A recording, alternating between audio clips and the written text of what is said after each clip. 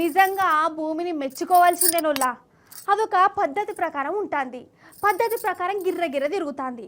మనం పద్ధతి ప్రకారం పనులు చేసుకునేటట్టు చేస్తుంది. అదే భూమికి చిన్నగా బీపీ వేసినట్టు అయిందే అనుకో, ఇక భూకంపమే. అవు కానీ భూకంపం అంటే ఏందోల్లా? భూమి రోజు తిరిగే నముల్లా కాకుండా ఇట్లా చిన్నగా మెసిలినట్టయితే భూకంపం వచ్చిందంటారట కదా. మీకు ఆడెన్నడన్నా భూకంపం వచ్చిందా? అగో గదేదో బర్మాల్లో గిర్మాల్లో భూమి మెసిలిందటనోళ్ళ. అంత ఆగమాగం చెందన నాకైతే టీవీలో చూస్తుంటే భయమే అయింది. ఇక ఆడున్నోళ్ళు ఇంకేమయ్యారు చూడు.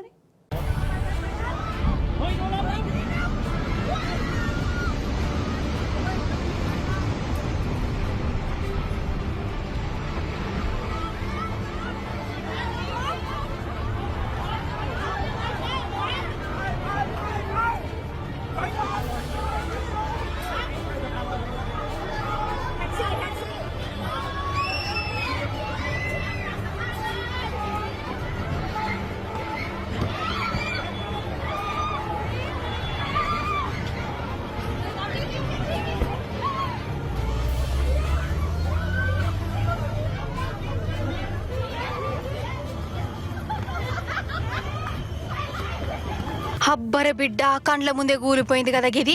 ఇదేదో సినిమా సీనో లేకుంటే ఇంజనీర్ ప్లానో కాదు. భూకంపం చేసిన కథ. అటు బర్మా దిక్కు గదేనోల్లా మయన్మార్ల పెద్ద భూకంపమే వచ్చింది కాదు. అంత ఆగమాగం చెందన కండ్ల ముందే పెద్ద పెద్ద బంగ్లాలు కూలిపోయినాయి.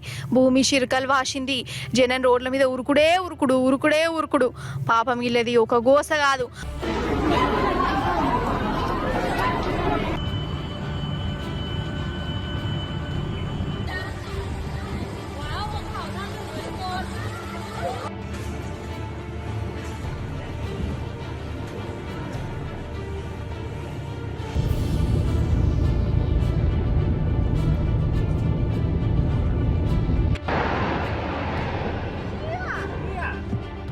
అసలు భూమే మెసులుతుంటే ఏడ నిల్చోవన్లో ఏడ జాక్కోవాలో వాళ్ళకి అర్థం కాలే.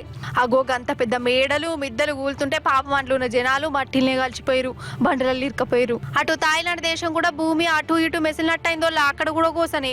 ఇగో వీళ్ళని చూడు, కండ్ల ముందే బంగ్లాలు కూలుతుంటే వీళ్ళేమో వీడియోలు తీస్తాన్లు. తీసుడు తెప్పేం కాదు కానీ ఇలా గుండెదైనానికి మాత్రం మెచ్చుకోవాల్సిందే కదా.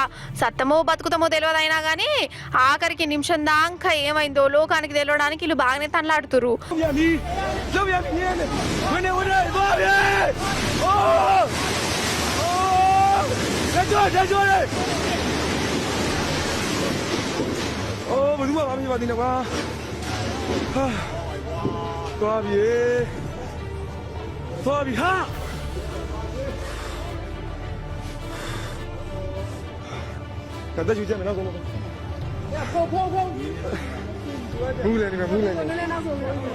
అసలు ఈ బర్మాల మొన్నోసారి కూడా గిట్లనే భూకంపం వచ్చి పాడైందోలా.